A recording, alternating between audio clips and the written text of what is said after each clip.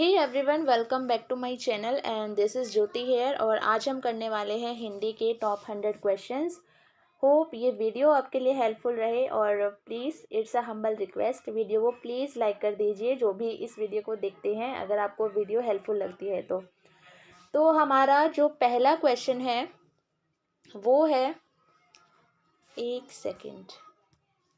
हाँ, तो हमारा पहला क्वेश्चन है, प्रत्येक देश का साहित्य वहाँ की जनता की चित्रवृत्ति का संचित प्रतिबिंब होता है। तो यह जो कथन है वो किसने दिया हुआ है? तो यह जो कथन है ये दिया हुआ है हमारा रामचंद्र शुक्ल जी ने। ठीक है। दूसरा है हमारा, स्तर द ललित ऋतु हिंदुस्तानी नामक पुस्तक के लेखक कौन है? तो गारसा दी तासी, जिन्होंने ये पुस्तक लिखी है। हिंदी साहित्य के इतिहास के प्रारंभिक काल को वीर गाथा काल का नाम दिया गया, तो किसने दिया था? वो दिया था रामचंद्र शुक्ल ने।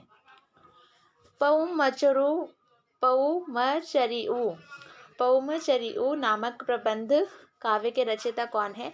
तो स्वयंभू है। तो ये जो बुक्स वगैरह है ये थोड़ा सा इम्पोर्टेंट है, कोई निबंध हो गया या कोई कविता की पंक्तियाँ होगी तो ये पूछा जा सकता है, तो इसको नेग्लेक्ट मत कीजिएगा, थोड़ा ध्यान से कीजिएगा इसको।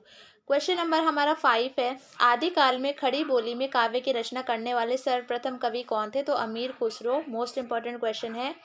उसके बाद हमारा जो क्वेश्चन नंबर 6 है, खड़ी बोली हिंदी का प्रथम महाकाव्य है। ठीक है, तो ये कौन सा है? प्रियवास। ठीक है, खड़ी बोली का प्रथम जो हिंदी का महाकाव्य है वो है प्रियवास।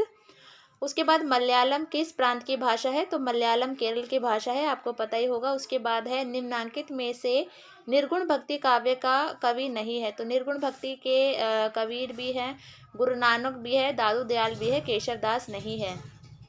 केशव दास मुझे बताइए किस कौन सी भक्ति कौल के कवि हैं, कमेंट सेक्शन में बताना। उसके बाद क्वेश्चन नंबर 9 है हमारा, जाति जाति पूछे न कोई, हरि को भजे सो हरि का होई। तो ये कबीरदास जी की पंक्तियां हैं। क्वेश्चन नंबर 10 है, हिंदी साहित्य के इतिहास में स्वर्ण युग की उपाधि से विभूषित काल है भक्ति काल है, मोस्ट इंपॉर्टेंट क्वेश्चन है। ठीक है, तो ये याद रखना। उसके बाद क्वेश्चन नंबर 11 है हमारा, रतन सेन और पद्मावती के प्रेम की कहानी पर आधारित महाकाव्य का नाम? तो पता ही होगा पद्मावत, जो कि आपने मूवी भी देखी होगी। उसके बाद हमारा है, द्वैतवाद के प्रवर्तक आचार्य थे, तो कौन थे? मध्वाचार्य। सूरदास की भक्ति का स्वरूप है तो कौन सा है? सख्य भाव की भक्ति। क्वेश्चन नंबर 14 है, सखी संप्रदाय के प्रवर्तक थे, तो सखी संप्रदाय के प्रवर्तक कौन थे? निम्बकाचार्य। सूफी प्रेमाख्यान काव्य परंपरा के कवि हैं, तो मलिक मोहम्मद बिन जायसी। उसके बाद अंधेरे में कविता के रचयिता कौन है? जो अंधेरे में कविता है उसके रचयिता है मुक्ति बोध। तो कौन है? मुक्ति बोध। किस रस को रसराज कहा जाता है? मोस्ट इंपॉर्टेंट क्वेश्चन है, श्रृंगार रस को रसराज कहा जाता है। ठीक है, उसके बाद हमारा है, करुण रस का स्थायी भाव है, तो करुण रस का जो स्थायी भाव है वो है शोक। क्वेश्चन नंबर 19 है, कनक कनकते सौगुनी मादकता दिखाए या खाए बैराए जगवा पाए बौराए। तो यमक अलंकार है। ठीक है, तो हमारा जो अलंकार है इसका मैं एक अलग से वीडियो डालूंगी, तो आप लोग अलंकार का, समास का और संधि का, क्योंकि ये बहुत कंफ्यूजिंग होते हैं, तो इसको मैं अलग से समझाऊंगी। ठीक है, तो इसका जो आंसर है ये है यमक अलंकार। ठीक है,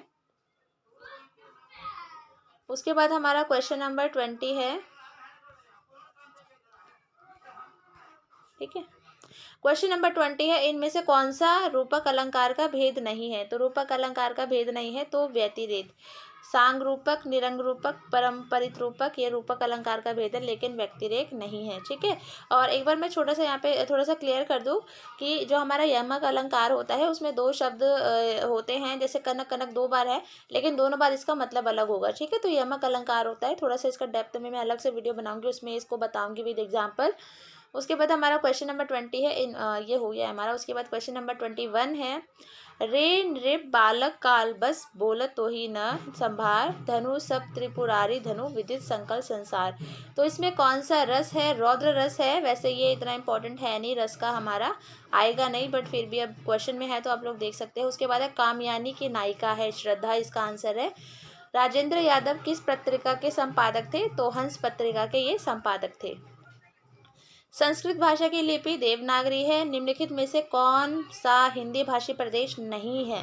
हिमाचल, मध्य प्रदेश, उत्तराखंड है, लेकिन आंध्र प्रदेश हिंदी भाषी प्रदेश नहीं है।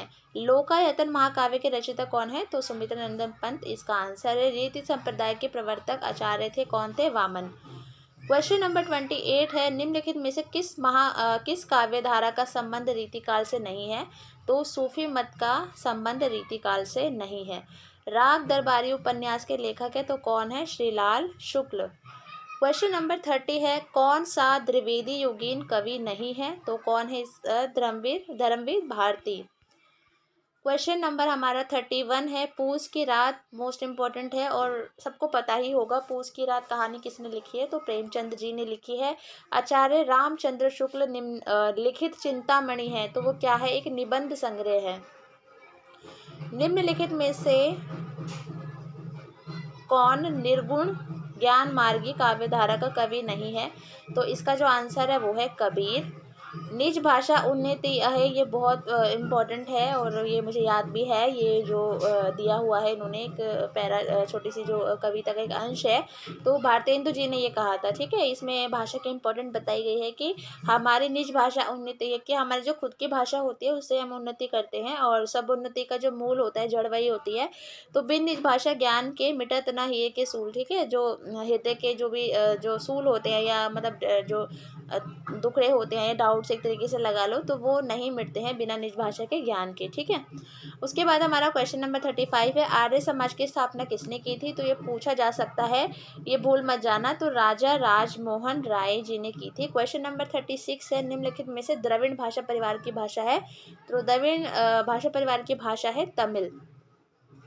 क्वेश्चन नंबर 37 है, कौन सा उपन्यास प्रेमचंद का नहीं है? तो गोदान, सेवा सदन, रंगभूमि, ये तीनों प्रेमचंद जी के लिखे हुए हैं, लेकिन मुख सरोवर हंस इन्होंने नहीं लिखा है।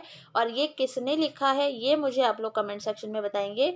क्वेश्चन नंबर 38 है, भारतीय संविधान के किस अनुच्छेद में हिंदी को, ये मोस्ट इंपॉर्टेंट है, मैं आपको इतनी बार करवा चुकी हूँ और आपको होप आपको याद भी हो गया होगा और ये पूछा भी जाता है और ये पूछा जा भी सकता है। तो 343 अनुच्छेद इसका आंसर है।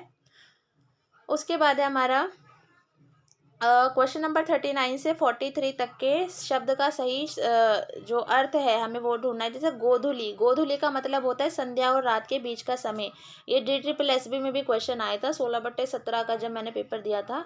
तो गोधूली का मतलब पूछा जाता है कई बार, गोधूली का मतलब क्या होता है? तो संध्या और रात के जो बीच का समय होता है उसको हम गोधूली बोलते हैं। अगोचर, अगोचर का मतलब होता है जो आंखों से दिखाई न दे। उसके बाद देखो, एक होती है व्याकरण, ठीक है, जो कि ग्रामर होती है, और एक होता है व्याकरण। तो व्याकरण का मतलब होता है व्याकरण को जानने वाला। तो ये बहुत कंफ्यूजिंग होता है, ये पूछ लेते हैं।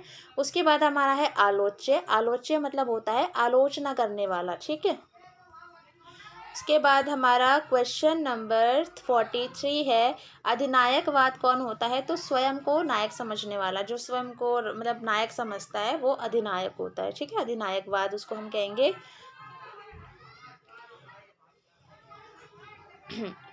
उसके बाद है हमारा क्वेश्चन नंबर 44 और 45 में कहावत के प्रचलित रूप का चयन कीजिए। ठीक है, कहावत देखिए, तो इसमें है, भजन करते समय कपास काटने लगे, ईश्वर भजन को कपास ले जाना, आए थे हरि भजन को ओटन लगे कपास। तो सही वाला तो सी ही है हमारा, पता ही होगा आपको। उसके बाद ये कहाँ राजा भोज कहाँ गंगू तेली, ये एक सही कहावत है। ठीक है, बाकी सारी गलत है। उसके बाद है हमारा क्वेश्चन नंबर 46 से 50, हमें लोकोक्ति के सही अर्थ बताने हैं। ठीक है, तो इसमें है, तेते पाँव पसारिए जेती लंबी सोर। ठीक है, तो उतना ही पाँव पसारिए जितनी चादर होए। तो इसका क्या मतलब हो सकता है? चादर को पाँव तक ओढ़ना ये तो होगा नहीं, बिस्तर में पाँव फैलाते जाइए, ये भी नहीं, तो सबको पता ही है कि सामर्थ्य के भीतर काम करना चाहिए।